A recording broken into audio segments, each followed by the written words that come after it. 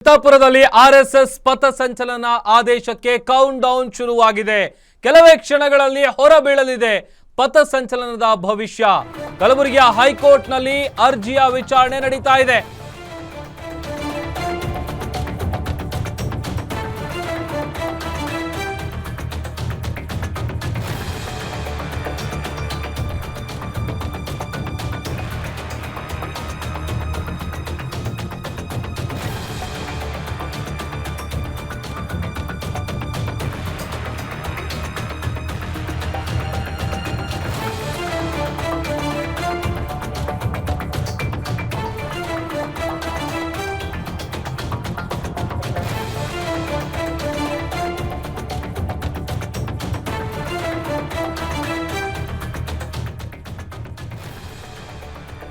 ಕಲಬುರಗಿಯ ಹೈಕೋರ್ಟ್ನಲ್ಲಿ ಆರ್ಎಸ್ಎಸ್ನ ಅರ್ಜಿ ವಿಚಾರಣೆ ನಡೀತಾ ಇದೆ.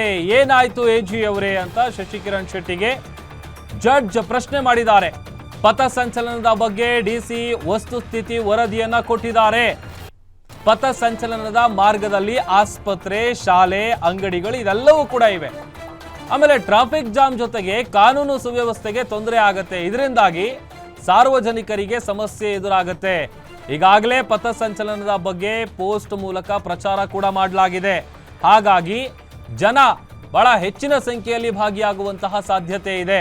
ಇದರಿಂದ ಕಾನೂನು ಸುವ್ಯವಸ್ಥೆಗೆ ಸಮಸ್ಯೆ ಆಗತ್ತೆ ಅನ್ನುವಂತಹ ವರದಿಯನ್ನ ಕೊಡಲಾಗಿದೆ ಅಂತ ಎಜಿ ಅವರು ನ್ಯಾಯಾಧೀಶರು ಕೇಳದಂತ ಪ್ರಶ್ನೆಗೆ ಉತ್ತರವನ್ನ ಕೊಡ್ತಾ ಇದ್ದಾರೆ.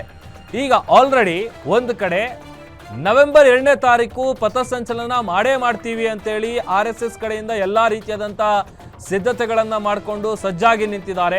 ಮತ್ತೊಂದು ಕಡೆ ಈಗ ಯಾವ ರೀತಿಯಾದಂತಹ ತೀರ್ಪು ಹೊರಬೀಳುತ್ತೆ, ಅವಕಾಶ ಸಿಗತ್ತಾ ಸಿಗಲ್ವಾ, ಪರ್ಮಿಷನ್ ಬಗ್ಗೆ ಇರುವಂತಹ ಕುತೂಹಲಕ್ಕೆ ಕೆಲವೇ ಕ್ಷಣಗಳಲ್ಲಿ ಫುಲ್ ಸ್ಟಾಪ್ ಬೀಳುತ್ತೆ. ಪಥಸಂಚಲನದ ಭವಿಷ್ಯಕ್ಕೆ ಕೌಂಟ್ ಡೌನ್ ಶುರುವಾಗಿದೆ.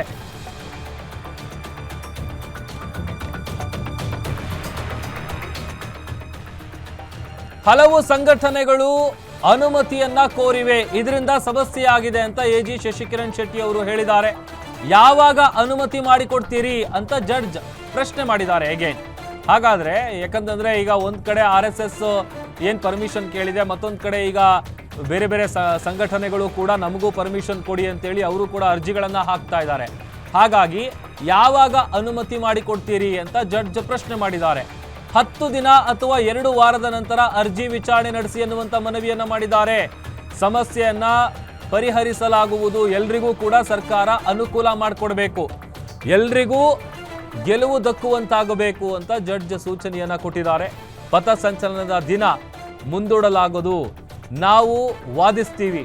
ಯಾಕಂತಂದ್ರೆ ಈಗ ಯಾಕೆ ಪರ್ಮಿಷನ್ ಕೊಡಬೇಕು ಅನ್ನುವಂಥ ನಿಟ್ಟಿನಲ್ಲಿ ಒಂದಷ್ಟು ವಿಚಾರಗಳು ಅಲ್ಲಿ ವಾದ ಪ್ರತಿವಾದಕ್ಕೆ ಕಾರಣ ಆಗ್ತಾ ಇದೆ. ಮತ್ತೊಂದು ಕಡೆ ಯಾವಾಗ ಆರ್ಎಸ್ಎಸ್ ಈ ವಿಚಾರವಾಗಿ ಕೋರ್ಟ್ನ ಕದ ತಟ್ಟುತ್ತೆ, ಕೋರ್ಟ್ನ ಮೆಟ್ಟಿಲೇರುತ್ತೆ, ಈ ವಿಚಾರ ಸಹಜವಾಗಿ ಬೇರೆ ಬೇರೆ ಸಂಘಟನೆಗಳು ಕೂಡ ನಮಗೂ ಪರ್ಮಿಷನ್ ಕೊಡಿ, ನಾವು ಮಾಡ್ತೀವಿ ಅಂತೇಳಿ ಒಂದು ರೀತಿ ತ್ರಿಕೋನ ಸ್ಪರ್ಧೆ ಏರ್ಪಟ್ಟಿದೆ. ಅಲ್ಲಿ ಒಂದು ಕಡೆ ಆರ್ಎಸ್ಎಸ್ ಎಲ್ಲ ರೀತಿಯಾಗಿ ಸಜ್ಜಾಗಿ ನಿಂತಿದೆ, ಮತ್ತೊಂದು ಕಡೆ ಈ ವಿಚಾರವಾಗಿ 10 ದಿನ ಅಥವಾ 2 ವಾರಗಳ ಕಾಲ ಟೈಮ್ ಬೇಕು ಅನ್ನುವಂಥ ಮನವಿಯನ್ನು ಕೂಡ ಮಾಡಲಾಗ್ತಾ ಇದೆ. ಹಾಗಾಗಿ ಪರ್ಮಿಷನ್ ಸಿಗತ್ತಾ ಸಿಗಲ್ವಾ, ಏನಾಗುತ್ತೆ ಅನ್ನುವಂಥದ್ದು ಸದ್ಯ ಇರುವಂತಹ ಕುತೂಹಲ.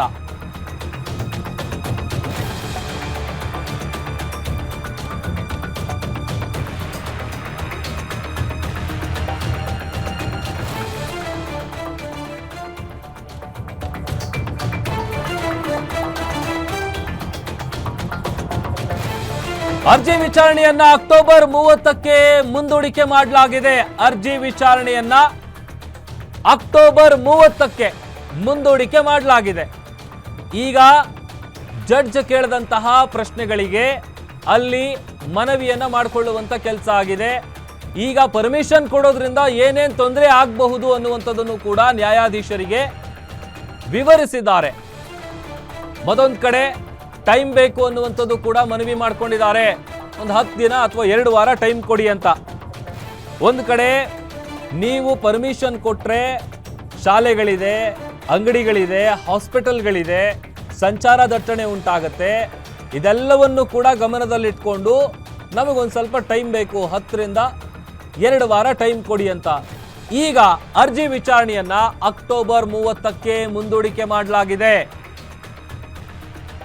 ಒಂದು ಕಡೆ ನವೆಂಬರ್ 2 ಎಲ್ಲಾ ರೀತಿಯಾಗಿ ಟಕ್ಕರನ್ನ ಕೊಡೋದಕ್ಕೆ ಸಜ್ಜಾಗಿದೆ. ಮತ್ತೊಂದು ಕಡೆ ಪ್ರತಿಭಟನೆಗಳು ಕೂಡ ನಡೀತಾ ಇದೆ. ಕಳೆದ ಕೆಲವು ದಿನಗಳಿಂದ ಯಾವಾಗ ಕ್ಯಾಬಿನೆಟ್ ನಲ್ಲಿ ವಿಚಾರ ಚರ್ಚೆ ಆಗುತ್ತೆ, ಸರ್ಕಾರ RSSಗೆ ಮೂಗುದಾರ ಹಾಕೋದಕ್ಕೆ ಯತ್ನಿಸುತ್ತೆ, ಅಲ್ಲಿಂದಲೂ ಕೂಡ ಇಲ್ಲಿವರೆಗೂ, ಅದರಲ್ಲೂ ಬಹಳ ಸೆಂಟರ್ ಆಫ್ ಅಟ್ರಾಕ್ಷನ್ ಅಂತ ಅಂದ್ರೆ ಚಿತ್ತಾಪುರದಲ್ಲಿ RSS ಪಥಸಂಚಲನ ಮಾಡಿಯೇ ಸಿದ್ಧ ಅನ್ನುವಂಥ ನಿರ್ಧಾರ ಕೈಗೊಂಡಿದೆ.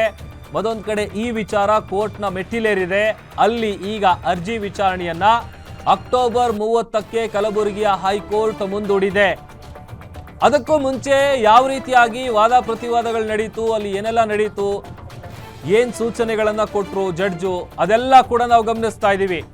ನಾಳೆ ಶಾಂತಿ ಸಭೆಯನ್ನ ಕರೆಯೋದಕ್ಕೆ ಅರ್ಜಿದಾರರ ಪರ ವಕೀಲರು ಮನವಿ ಮಾಡಿಕೊಂಡಿದ್ದಾರೆ. ಸಭೆ ಯಾವಾಗ ಕರಿಬೇಕು ಅಂತ ಅರ್ಜಿದಾರರು ಆದೇಶಿಸುವಂತಿಲ್ಲ. ಅರ್ಜಿ ವಿಚಾರಣೆಯನ್ನ ಅಕ್ಟೋಬರ್ 30ಕ್ಕೆ ಈಗ ಮುಂದೂಡಿಕೆ ಮಾಡಲಾಗಿದೆ.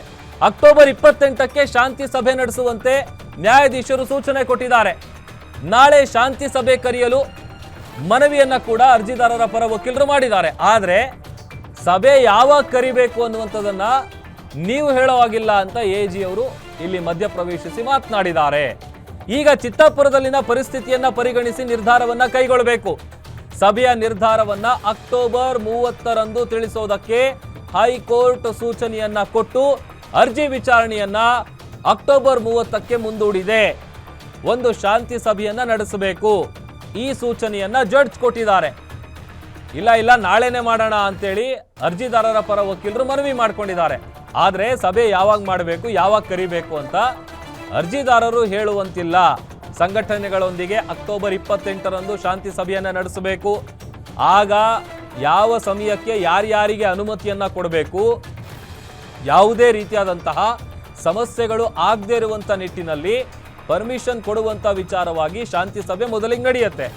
ಆ ಶಾಂತಿ ಸಭೆಯಲ್ಲಿ ಯಾವೆಲ್ಲ ವಿಚಾರಗಳು ಚರ್ಚೆ ಆಗುತ್ತೆ, ಅಂತಿಮವಾಗಿ ಏನ್ ನಿರ್ಧಾರ ತಗೋತಾರೆ, ಅದರ ಆಧಾರದ ಮೇಲೆ ಮತ್ತೆ ಅಕ್ಟೋಬರ್ 30ನೇ ತಾರೀಕು ಅರ್ಜಿ ವಿಚಾರಣೆ ಆದಂತ ಸಂದರ್ಭದಲ್ಲಿ ಇದಕ್ಕೆ ಸಂಬಂಧಪಟ್ಟಂತ ತೀರ್ಪು ಹೊರಬರುತ್ತೆ.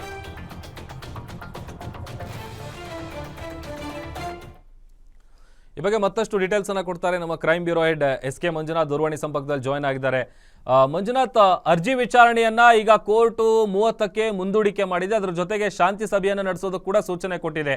ಏನೆಲ್ಲ ನಡೀತು ಇವತ್ತು ಕೋರ್ಟ್ ನಲ್ಲಿ ಅರ್ಜಿ ವಿಚಾರಣೆಯ ಸಂದರ್ಭದಲ್ಲಿ?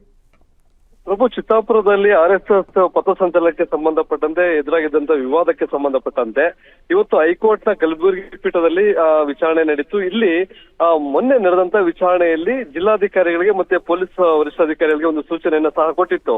ಅರ್ಜಿದಾರರು ಅಂದ್ರೆ ನವೆಂಬರ್ 2ನೇ ತಾರೀಕು ಒಂದು ಪಥಸಂಚಲನವನ್ನ ಮಾಡ್ತಾರೆ, ಅದಕ್ಕೆ ಸಂಬಂಧಪಟ್ಟಂತೆ ಯಾವ ರೂಟ್ ನಲ್ಲಿ ಹೋಗ್ತಾರೆ, ಅದಕ್ಕೆ ಬೇಕಾದಂತಹ ಪೊಲೀಸ್ ಭದ್ರತೆ ಇರ್ಬೋದು, ಇವೆಲ್ಲದನ್ನ ವರದಿಯನ್ನ ಸಲ್ಲಿಸಬೇಕು ಅಂತಕ್ಕಂಥ ಒಂದು ಸೂಚನೆಯನ್ನ ಕೊಟ್ಟಿತ್ತು. ಆ ಸೂಚನೆ ಹಿನ್ನೆಲೆಯಲ್ಲಿ ಇವತ್ತು ವಿಚಾರಣೆ ಆರಂಭ ಆಗ್ತಾ ಇದ್ದಂತೆ ಜಿಲ್ಲಾಧಿಕಾರಿಗಳು ಒಂದು ವರದಿಯನ್ನ ನ್ಯಾಯಮೂರ್ತಿಗಳ ಮುಂದೆ ಸಲ್ಲಿಕೆಯನ್ನ ಮಾಡಿದ್ರು. ಬಳಿಕ ವಾದವನ್ನ ಶುರು ಮಾಡಿದಂತ RSS ಪರ ವಕೀಲರಂತ ಅರುಣ್ ಶ್ಯಾಮ್ ಅವರು ಇಲ್ಲಿ ಏನು ಸಮಸ್ಯೆ ಎದುರಾಗ್ತಾ ಇದೆ, ಅದು ಸರ್ಕಾರವೇ ಸೃಷ್ಟಿ ಮಾಡ್ತಾ ಇರ್ತಕ್ಕಂಥ ಸಮಸ್ಯೆ, ಅವರಿಗೆ ಅನುಮತಿಯನ್ನ ಕೊಡೋದಕ್ಕೆ ಇಷ್ಟ ಎನ್ನದೇ ಈ ರೀತಿಯಾಗಿ ಸಮಸ್ಯೆಗಳನ್ನ ಸೃಷ್ಟಿ ಮಾಡ್ತಾ ಇದ್ದಾರೆ ಅಂತಕ್ಕಂಥ ವಾದವನ್ನ ಮಂಡಿಸಿದ್ರು. ಅದಕ್ಕೆ ಆಕ್ಷೇಪ ವ್ಯಕ್ತಪಡಿಸಿದಂತ AG ಶಶಿಕಿರಣ್ ಶೆಟ್ಟಿ ಅವರು ಈಗಾಗಲೇ ಏನು ಅರ್ಜಿದಾರರು ಮನವಿಯನ್ನ ಮಾಡ್ಕೊಂಡಿದ್ರೆ ಆ ರೂಟ್ ನಲ್ಲಿ ಈಗ ಜಿಲ್ಲಾಧಿಕಾರಿಗಳು ವರದಿಯನ್ನ ಕೊಟ್ಟಿದ್ದಾರೆ, ಅದು ನಕಾರಾತ್ಮಕವಾಗಿದೆ. ಆ ಮಾರ್ಗದಲ್ಲಿ ಅಂಗಡಿಗಳು ಇದಾವೆ, ಆಸ್ಪತ್ರೆ ಇದೆ, ಜೊತೆಗೆ ಶಾಲೆಗಳಿದಾವೆ. ಆ ಶಾಲೆಗಳಲ್ಲಿ ಇರ್ತಕ್ಕಂಥ ಸಂದರ್ಭದಲ್ಲಿ ಇವರಿಗೆ ಪಥಸಂಚಲನಕ್ಕೆ ಅವಕಾಶ ಮಾಡಿಕೊಟ್ರೆ ಅಲ್ಲಿ ಕಾನೂನು ಸುವ್ಯವಸ್ಥೆ ಕಾಪಾಡೋದು ಜೊತೆಗೆ ಜನರಿಗೆ ಸಮಸ್ಯೆ ಆಗುತ್ತೆ ಅಂತಕ್ಕಂಥ ವರದಿಯಲ್ಲಿ ಉಲ್ಲೇಖ ಆಗಿದೆ. ಹಾಗಾಗಿ ಅಲ್ಲಿ ಅವಕಾಶ ಕೊಡೋದಕ್ಕೆ ಬರೋದಿಲ್ಲ ಅಂತಕ್ಕಂಥ ಉತ್ತರವನ್ನ ಕೋರ್ಟ್ಗೆ ಕೊಟ್ಟಿದ್ರು. ಇಲ್ಲಿ ಏನು ಬೇರೆ ಬೇರೆ ಸಂಘಟನೆಗಳು ಒಂದು ಮನವಿಯನ್ನ ಮಾಡ್ಕೊಂಡಿದ್ದಾರೆ, ಅದಕ್ಕೆ ಸಂಬಂಧಪಟ್ಟ ಹಾಗೆ ಬೇರೆ ದಿನಾಂಕವನ್ನು ನಿಗದಿಪಡಿಸಬೇಕು ಅಂತಕ್ಕಂಥದ್ದು ಅರುಣ್ ಶ್ಯಾಮ್ ಅವರ ವಾದ. ಇಲ್ಲಿ ಇವತ್ತು ಜಿಲ್ಲಾಧಿಕಾರಿಗಳು ಕೊಟ್ಟಿರ್ತಕ್ಕಂಥ ವರದಿಯಲ್ಲಿ ಉಲ್ಲೇಖ ಮಾಡಿರ್ತಕ್ಕಂಥ ಅಂಶ, ಈಗಾಗಲೇ RSS ನ ಪಥಸಂಚಲನ ಏನಿದೆ ಅದು ಸೋಷಿಯಲ್ ಮೀಡಿಯಾದಲ್ಲೂ ಸಹ ಇವರು ಪೋಸ್ಟ್ ಅನ್ನ ಮಾಡಲಾಗಿದೆ. ಹಾಗಾಗಿ ರಾಜ್ಯಾದ್ಯಂತ ಇರ್ತಕ್ಕಂಥ RSS ಕಾರ್ಯಕರ್ತರು ಅಲ್ಲಿ ಜಮಾವಣೆ ಆಗ್ಬೋದು. ಹಾಗಾಗಿ ಹೆಚ್ಚಿನ ಸಂಖ್ಯೆಯಲ್ಲಿ ಬರೋದ್ರಿಂದ ನಮ್ಗೆ ಕಾನೂನು ಸುವ್ಯವಸ್ಥೆ ಕಾಪಾಡೋದಕ್ಕೆ ತೊಂದರೆ ಆಗುತ್ತೆ ಅಂತಕ್ಕಂಥ ಒಂದು ಅಂಶವನ್ನ ಉಲ್ಲೇಖ ಮಾಡಿದ್ರು. ಆಗ ಅರುಣ್ ಶ್ಯಾಮ್ ಅವರು ನಿಮ್ಮ ಅಂದ್ರೆ ರಾಜ್ಯ ಸರ್ಕಾರದ ಕೈಲಿ ಪರಿಸ್ಥಿತಿಯನ್ನ ನಿಭಾಯಿಸೋದಕ್ಕೆ ಆಗೋದಿಲ್ಲ ಅನ್ನೋದಾದ್ರೆ ಅಥವಾ ಕಾನೂನು ಸುವ್ಯವಸ್ಥೆಯನ್ನ ಕಾಪಾಡೋದಕ್ಕೆ ಆಗೋದಿಲ್ಲ ಅನ್ನೋದಾದ್ರೆ ನೀವು ಕೇಂದ್ರದಿಂದ ಬೇರೆ ಏನು ತುಕಡಿಗಳಿದಾವೆ, ಭದ್ರತಾ ತುಕಡಿಗಳಿದಾವೆ, ಅವುಗಳನ್ನ ತೆಗೆದುಕೊಳ್ಬಹುದು, ಅವುಗಳ ಸಹಾಯವನ್ನ ಪಡೆದುಕೊಳ್ಬಹುದು ಅಂತಕ್ಕಂತ ಒಂದು ವಾದವನ್ನ ಸಹ ಮಂಡಿಸ್ತಾರೆ. ಆ ವಿಚಾರಕ್ಕೆ ಸಂಬಂಧಪಟ್ಟಂತೆ ಕೆಲ ಅಂದ್ರೆ ಮಾತು ಅಂದ್ರೆ ಪ್ರತಿ ವಾದದಲ್ಲೂ ನೀವು ಕೇಂದ್ರದ ಭದ್ರತಾ ಪಡೆಗಳನ್ನ ತೆಗೆದುಕೊಳ್ಳಿ ಅಂತಕ್ಕಂಥದ್ದು ಸೂಕ್ತ ಅಲ್ಲ. ಅದನ್ನ ನೀವು ಡೈರೆಕ್ಷನ್ ಕೊಡಬಾರ್ದು. ಸರ್ಕಾರ ಕೆಲಸ ಮಾಡ್ತಾ ಇದೆ, ಸರ್ಕಾರ ಏನೆಲ್ಲ ತೀರ್ಮಾನ ತೆಗೆದುಕೊಳ್ಳುತ್ತೋ ಅದಕ್ಕೆ ಬದ್ಧರಾಗಿರ್ಬೇಕು ಅಂತಕ್ಕಂತ ಒಂದು ಉತ್ತರವನ್ನ ಪ್ರತಿವಾದವನ್ನ ಶಶಿಕಿರಣ್ ಶೆಟ್ಟಿ ಅವರು ಮಂಡಿಸ್ತಾರೆ. ಇಲ್ಲಿ ನಂತರ ಏನು ಹಲವಾರು ಸಂಘಟನೆಗಳು ಇಲ್ಲಿ ನ್ಯಾಯಪೀಠ ಮಧ್ಯಪ್ರವೇಶ ಮಾಡಿ ಈಗ ಎಷ್ಟು ಸಂಘಟನೆಗಳು ಅರ್ಜಿಯನ್ನ ಸಲ್ಲಿಸಿದಾವೆ, ಒಂದು ಮೆರವಣಿಗೆ ಇರಬಹುದು, ಪಥಸಂಚಲನ ಇರಬಹುದು, ಪ್ರತಿಭಟನೆ ಇರಬಹುದು, ಇದಕ್ಕೆ ಎಷ್ಟು ಸಂಘಟನೆಗಳು ಅರ್ಜಿಯನ್ನ ಸಲ್ಲಿಸಿದೆ ಅನ್ನೋ ಒಂದು ಪ್ರಶ್ನೆಗೆ ಈಗಾಗಲೇ 8 ಸಂಘಟನೆಗಳು ಒಂದು ಅರ್ಜಿಯನ್ನ ಸಲ್ಲಿಸಿದ್ದಾರೆ. ಆ ಸಂಘಟನೆಗಳೊಂದಿಗೆ ಒಂದು ಶಾಂತಿ ಸಭೆಯನ್ನ ನಡೆಸಿ, ಯಾಕಂದ್ರೆ ಎಲ್ಲರೂ ಸಹ ನವೆಂಬರ್ 2ನೇ ತಾರೀಕೆ ನಡೆಸಬೇಕು ಅಂತಕ್ಕಂಥ ಒಂದು ಮನವಿಯನ್ನ ಸಹ ಮಾಡಿದ್ದಾರೆ. ಹಾಗಾಗಿ ಮೊದಲು ಯಾರು ಅರ್ಜಿಯನ್ನ ಸಲ್ಲಿಸಿದ್ರು, ನಂತರ ಯಾರು ಅರ್ಜಿಗಳನ್ನ ಸಲ್ಲಿಸಿದ್ರು ಅವರಿಗೆ ನಾವು ಅಂದ್ರೆ RSS ನವೆಂಬರ್ 2ನೇ ತಾರೀಕು ಒಂದು ಈ ಪಥಸಂಚಲನವನ್ನ ನಡೆಸ್ತೇವೆ ಅಂತಕ್ಕಂಥ ನಾವು ನಿರ್ಧಾರ ತೆಗೆದುಕೊಂಡು ದಿನಾಂಕವನ್ನ ಸೂಚನೆ ಕೊಟ್ಟಿರ್ತಕ್ಕಂಥದ್ದು. ಆದ್ರೆ ಇಲ್ಲಿ ಸರ್ಕಾರ ಬೇರೆ ಬೇರೆ ಸಂಘಟನೆಗಳನ್ನ ಮುಂದಿಟ್ಟುಕೊಂಡು ಈ ಒಂದು ಸಮಸ್ಯೆ ಸೃಷ್ಟಿಸುವಂತ ಕೆಲಸವನ್ನ ಮಾಡ್ತದೆ ಅಂತ ಅರುಣ್ ಅವರು ಹೇಳಿದ್ರು. ಈಗ ನ್ಯಾಯಪೀಠ ಮಧ್ಯಸ್ಥಿಕೆ ವಹಿಸಿ ಮಧ್ಯಪ್ರವೇಶಿಸಿ ಇಲ್ಲಿ ಅರ್ಜಿದಾರರು ಯಾರೆಲ್ಲ ಅರ್ಜಿಗಳನ್ನ ಸಲ್ಲಿಸಿದರೆ ಅವರೊಂದಿಗೆ ಶಾಂತಿ ಸಭೆಯನ್ನ ನಡೆಸಿ ಆ ವರದಿಯನ್ನ ಅಕ್ಟೋಬರ್ 30ನೇ ತಾರೀಕು ಮಧ್ಯಾಹ್ನ 2:30 ಒಳಗಡೆ ಸಲ್ಲಿಸಬೇಕು ಅಂತಕ್ಕಂಥ ಒಂದು ಸೂಚನೆಯನ್ನ ಈಗ ಸರ್ಕಾರ ಪರ ವಕೀಲರಾಗಿರ್ತಕ್ಕಂಥವ್ರು AG ಆಗಿರ್ತಕ್ಕಂಥ ಶಶಿಕಿರಣ್ ಶೆಟ್ಟಿ ಅವರಿಗೆ ಸೂಚನೆಯನ್ನ ಸಹ ಕೊಟ್ಟಿದೆ. ಆ ವರದಿ ಆಧಾರದ ಮೇಲೆ ನವೆಂಬರ್ 2ನೇ ತಾರೀಕು ಏನು ಪಥಸಂಚಲನಕ್ಕೆ ಅವಕಾಶ ಕೊಡಬಹುದಾ ಅಥವಾ ನಿರಾಕರಿಸ್ತಾರ ಅನ್ನೋದನ್ನ ನೋಡ್ಬೇಕಾಗುತ್ತೆ. ಉಳಿದಂತೆ ಬೇರೆ ಬೇರೆ ಸಂಘಟನೆಗಳು ಇಲ್ಲಿ ಶಾಂತಿ ಸಭೆಯಲ್ಲಿ ಪಾಲ್ಗೊಂಡಾಗ ಅವರೆಲ್ಲ ಏನೆಲ್ಲ ಆಕ್ಷೇಪವನ್ನು ವ್ಯಕ್ತಪಡಿಸ್ತಾರೆ, ನಮಗೂ ಅದೇ ದಿನನೇ ಅನುಮತಿ ಬೇಕು ಅಥವಾ ಬೇರೆ ದಿನಕ್ಕೆ ಅವರು ಏನೋ ನಿರಾಕರಿಸ್ತಾರೆ, ಇವೆಲ್ಲವೂ ಸಹ ಶಾಂತಿ ಸಭೆಯನ್ನ ನಡೆಸಬೇಕು, ಅಲ್ಲಿ ತೀರ್ಮಾನವನ್ನು ತೆಗೆದುಕೊಳ್ಳಾಗುತ್ತೆ. ಹೀಗಾಗಿ ಶಾಂತಿ ಸಭೆಯನ್ನು ಅಷ್ಟೇ ನಾಳೆ ಕರೆದು ಒಂದು ಶಾಂತಿ ಸಭೆಯನ್ನ ನಡೆಸಿ ಅಂತಕ್ಕಂತ ಒಂದು ಮನವಿಯನ್ನ RSS ಪರ ವಕೀಲರಂತ ಅರುಣ್ ಅವರು ಮನವಿಯನ್ನ ಮಾಡಿಕೊಂಡ್ರು. ಆದ್ರೆ ಅದಕ್ಕೆ ತಿರಸ್ಕರಿಸಿರ್ತಕ್ಕಂತ AG ಅವರು ಏನು ಅಕ್ಟೋಬರ್ 25ನೇ ತಾರೀಕು ಶಾಂತಿ ಸಭೆಯನ್ನ ಕರಿತೀವಿ, ಅಲ್ಲಿ ಕರೆದು ಏನು ನಂತರದ ದಿನ ಅಂದ್ರೆ ಅಲ್ಲಿ ತೀರ್ಮಾನ ಆಗುತ್ತೆ 28ಕ್ಕೆ. ಅದಾದ್ಮೇಲೆ 30ನೇ ತಾರೀಕಿಗೆ ವರದಿ ಸಲ್ಲಿಸ್ತೇವೆ, ನೀವು 2ನೇ ತಾರೀಕು ಪಥಸಂಚಲನವನ್ನ ನಡೆಸಬಹುದು ಅಂತಕ್ಕಂತ ಒಂದು ಮಾತನ್ನ ಸಹ ಹೇಳಿದ್ದಾರೆ. ಹೀಗಾಗಿ ಅಕ್ಟೋಬರ್ 30ನೇ ತಾರೀಕು ಮಧ್ಯಾಹ್ನ 2:30ಕ್ಕೆ ವಿಚಾರಣೆಯನ್ನ ಮುಂದೂಡಿರ್ತಕ್ಕಂಥ ನ್ಯಾಯಾಲಯ ಅವತ್ತು ಈ ಒಂದು ವರದಿಯನ್ನ ಶಾಂತಿ ಸಭೆಯಲ್ಲಿ ತೆಗೆದುಕೊಂಡಂತ ತೀರ್ಮಾನಗಳನ್ನ ವರದಿ ರೂಪದಲ್ಲಿ ಸಲ್ಲಿಸಬೇಕು ಅಂತ ಒಂದು ಸೂಚನೆಯನ್ನ ಸಹ ಕೊಟ್ಟಿದ್ದಾರೆ. ಪ್ರಭು ಮಂಜುನಾಥ್, ಈಗ ಶಾಂತಿ ಸಭೆ ಅಕ್ಟೋಬರ್ 28ಕ್ಕೆ ನಡೆಯುತ್ತಾ ಅಥವಾ ಅದ್ರ ಮುಂಚೆನೇ ಆಗುತ್ತಾ? ಅದ್ರ ಜೊತೆಗೆ ಈಗ ಥ್ಯಾಂಕ್ ಯು ಮಂಜುನಾಥ್ ನಿಮ್ಮೆಲ್ಲ ಡೀಟೇಲ್ಸ್ಗಾಗಿ.